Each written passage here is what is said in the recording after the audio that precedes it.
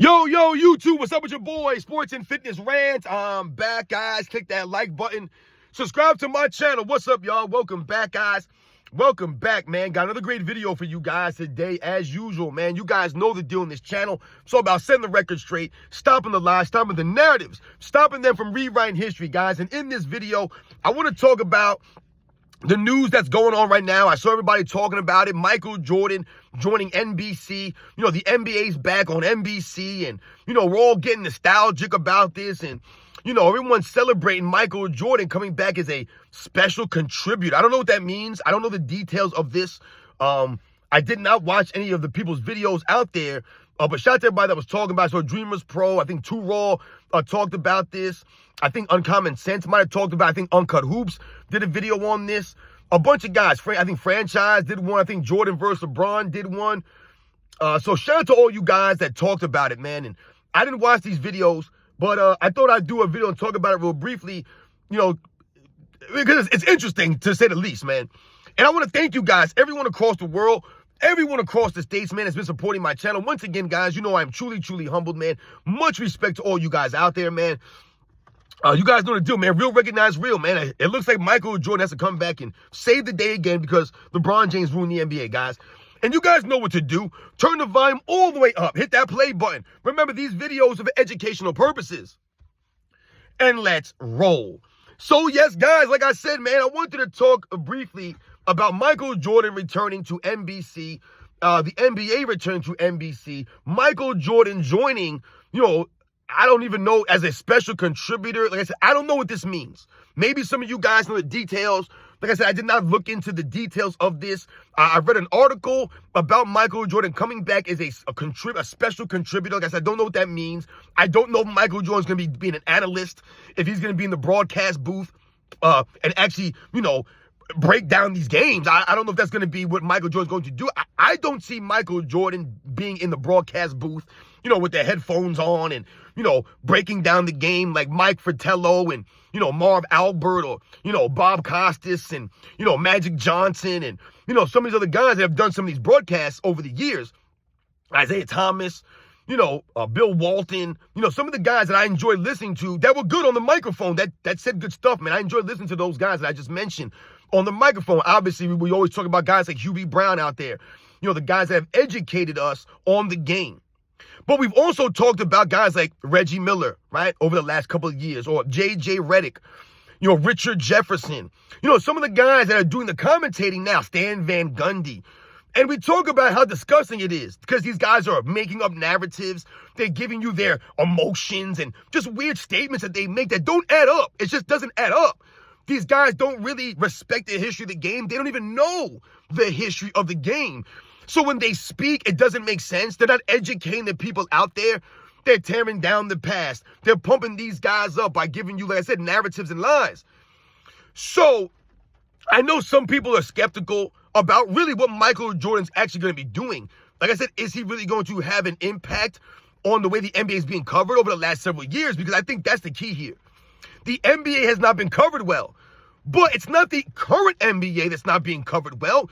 It's the NBA's history that's not being covered well. It's not being respected.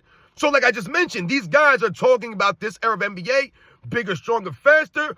These guys are more skilled today, blah, blah, blah, blah, blah. But they do that at the expense of previous eras, right? The previous eras weren't as great. They weren't as skilled, right? These guys, they just weren't greater athletes. This is what they're promoting on the broadcast, the fake analysts like Brian McNamara and, you know, Dave McNamara and Brian Windhorst. These guys are not real analysts. Malika Andrews. What does Malika Andrews know about the NBA? She don't know a damn thing. She's like, what, 30? When has she been watching basketball for, what, the last 10, 15 years? I told you, these people do not know the game. They did not watch NBA basketball back in the 80s and the 90s. They just didn't. For whatever reason, they didn't watch it.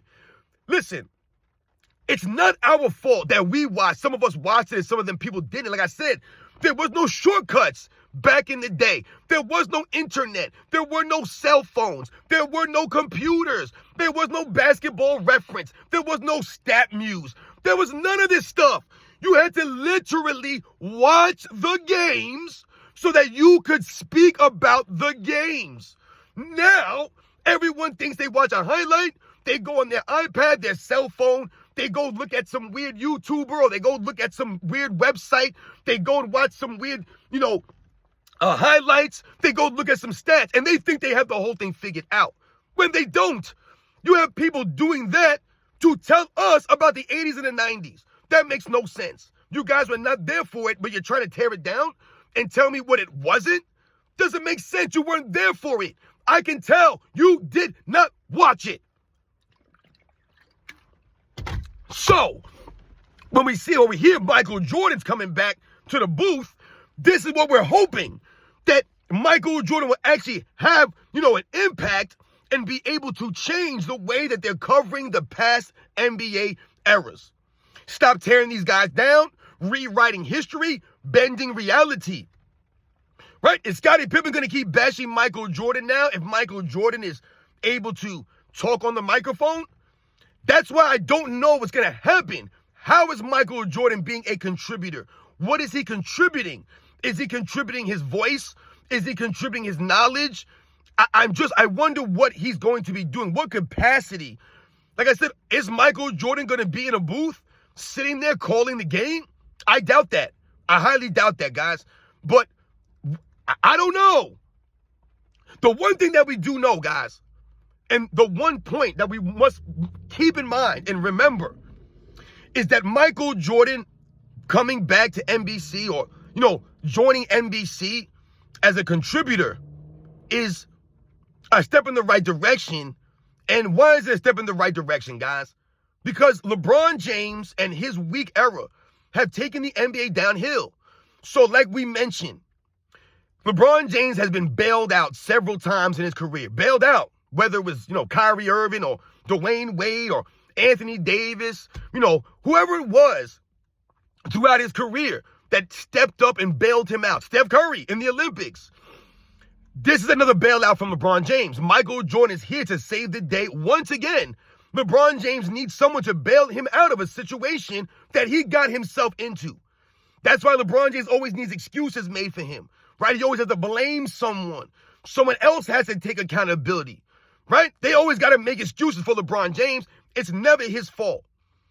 Well, with Michael Jordan coming back,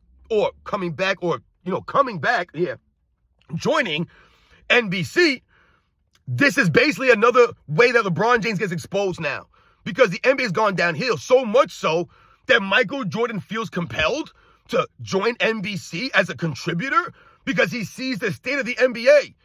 This is another bailout from Michael Jordan, right, or by Michael Jordan for LeBron James, by Michael Jordan. And what do I talk about? Remember, I did a video a year or so ago about how Michael Jordan helped LeBron James get his 4th championship. And if you guys don't remember, during the COVID shutdown, Michael Jordan was one of the biggest advocates for the season to continue.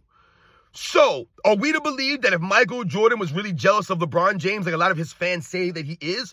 Oh, Michael Jordan's just jealous of LeBron James. That's why he came up with The Last Dance. This is what they were telling you. Michael Jordan's jealous of LeBron James. He's threatened by LeBron James that he wanted LeBron James because the 2016 championship. Michael Jordan came up with The Last Dance because the 2016 finals. It's not a coincidence. He's threatened by LeBron James. The 3-1 comeback. He's getting all this hype. The reality is this. If Michael Jordan was really threatened by LeBron James that way, the way that they try to make it seem, if he really was, then why would Michael Jordan advocate for the league to continue after the COVID shutdown? Michael Jordan knows that the Lakers were the #1 team before the break. Were they not?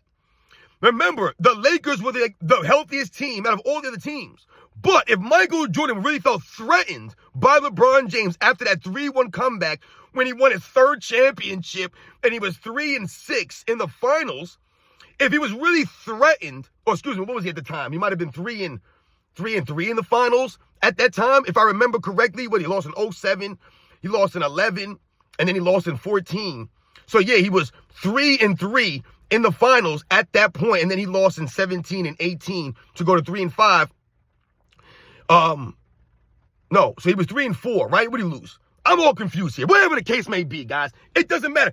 It's irrelevant. The point that I'm making here is if Michael Jordan was really threatened, then why would he allow the NBA to continue? He would have done everything in his power to stop the NBA from continuing. But in fact, he helped LeBron James get his bubble ring by advocating for the season to continue. He did that. So in turn, he helped LeBron James get his 4th ring when Michael Jordan could have used his cachet to try to stop the NBA from continuing and say, no, we're not going to continue the season, guys. I think it's not fair. Let's start again another season. Let's just end this season, no champion. No, Michael Jordan said it wasn't fair, that they should have a season, play it out. You should have a champion. So in turn, he helped LeBron James out there. So I don't buy that whole stuff about Michael Jordan being threatened by LeBron James. That's laughable. It's another excuse, another weird narrative that the LeBron James fans come up with. The facts remain. Michael Jordan now has to bail LeBron James out again. He has to save the NBA again. So like I said in that post, Michael Jordan, who took the game global, the NBA owes everything to Michael Jordan right now. As far as the global impact of the sport, foreign players coming in, sponsors from other countries, that goes directly to Michael Jordan and his era, his contemporaries, the 92 Dream Team, the way they carried themselves, right? The way that they played in that Olympics. I told you, it wasn't going to be good enough for the Olympic team to beat these countries by 10 or 20 points. That wasn't going to be good enough, guys. The USA Dream Team in 92 had some of the biggest expectations. The burden on them was intense, guys. So when people say, oh, they beat teams by 40 and 50, there was no competition. They try to take away from the 92 Dream Team. When in fact, the 92 Dream Team was under so much pressure to perform to such a high level that they couldn't lollygag out there.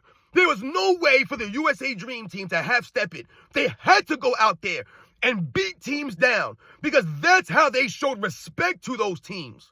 To the Congo and Puerto Rico, right? And Serbia and France. All these teams, they showed respect by going out there and hammering them that way.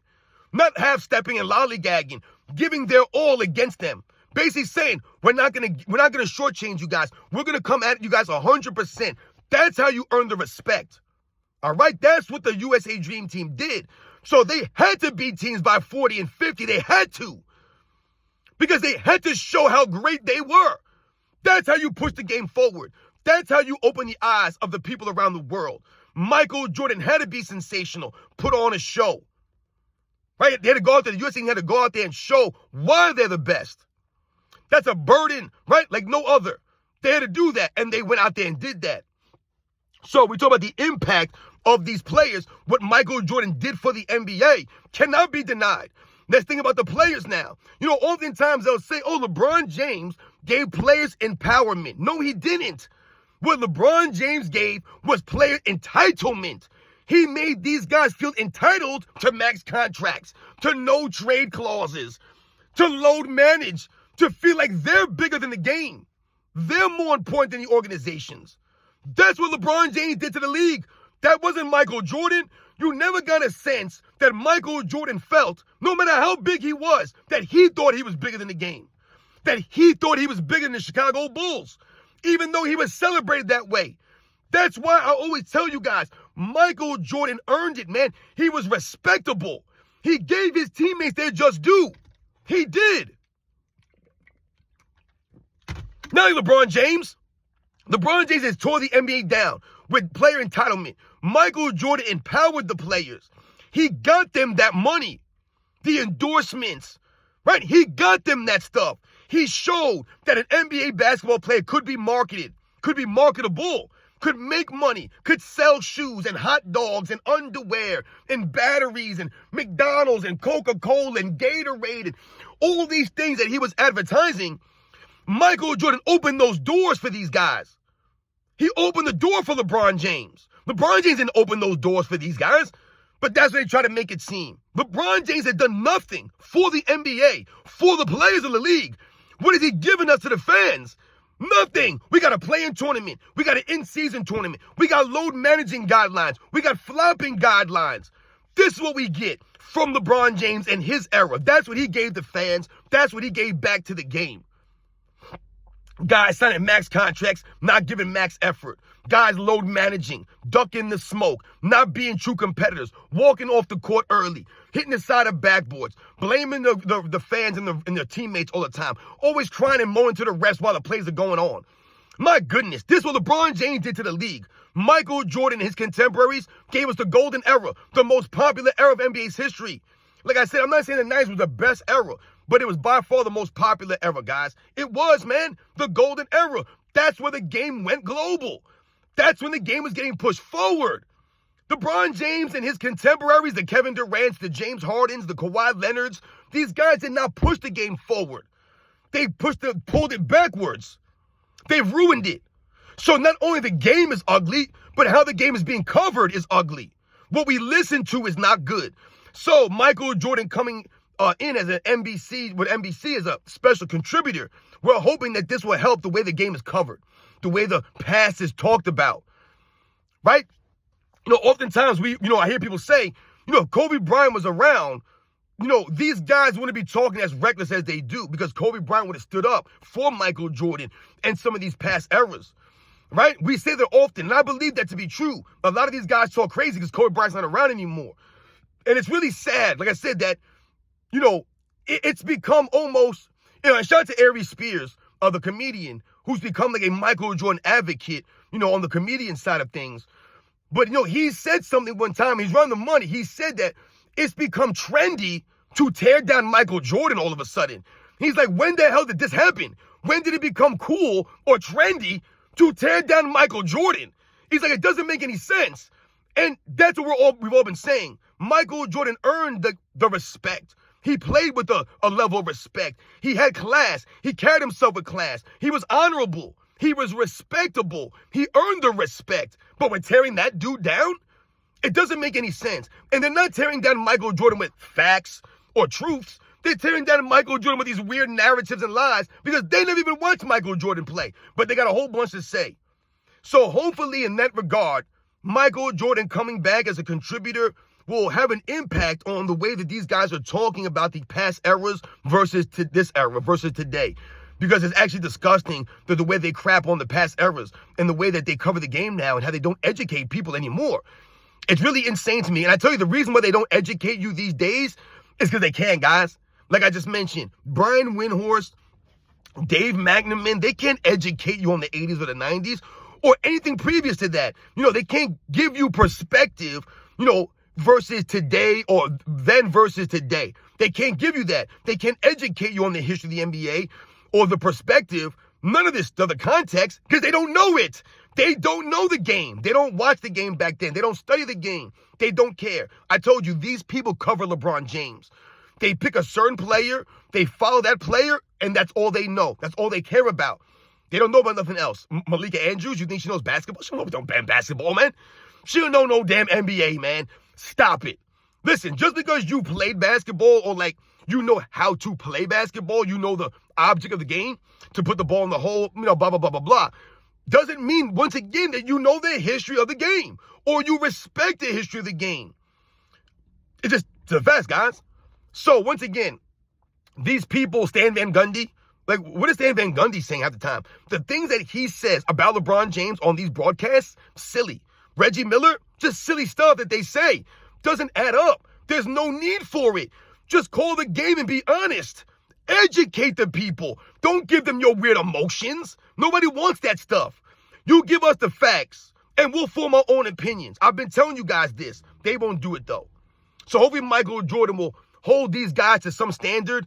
But like I said, the reality is Michael Jordan has to save the NBA because LeBron James can't do it himself. Michael Jordan's got to come and bail out LeBron James again because LeBron James, who's the face of the league, hasn't been doing anything over the last 10 years. And he's taking the NBA downhill. Like I said, not doing anything to lift up the league, LeBron James. Still doing the same things his first 5 years he's been doing his last 5 years. Flopping, load managing, not playing defense, blaming teammates, getting coaches fired. Still needs help all these years later. Like I said, no iconic moments from LeBron James. Nothing to lift the game up. We get in-season tournaments and play-in tournaments. We have no competitiveness from these guys. It's a joke, man. It's an absolute joke. You guys know the deal. These are the facts. This is part of the reason why Michael Jordan has to come back and bail the NBA out.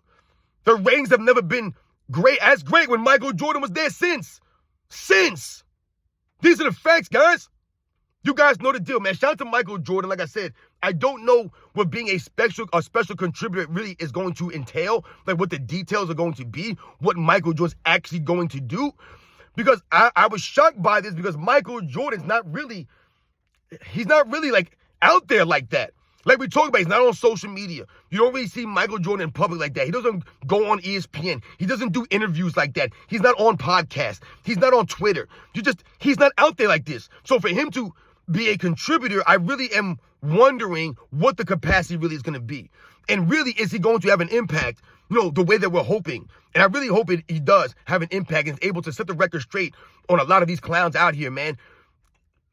We'll see what happens, guys. You guys know the deal, man. These are the facts, man. Michael Jordan has to bail out the NBA, bail out LeBron James again because LeBron James can't do it. He can't sell sneakers like Michael Jordan. He can't get the ratings like Michael Jordan. He can't lift up the game like Michael Jordan, man. And now he's got to come and save the broadcasters, man, because the broadcasters have just completely destroyed the integrity of the game. You guys know the deal, man. I'll catch you guys on the next one.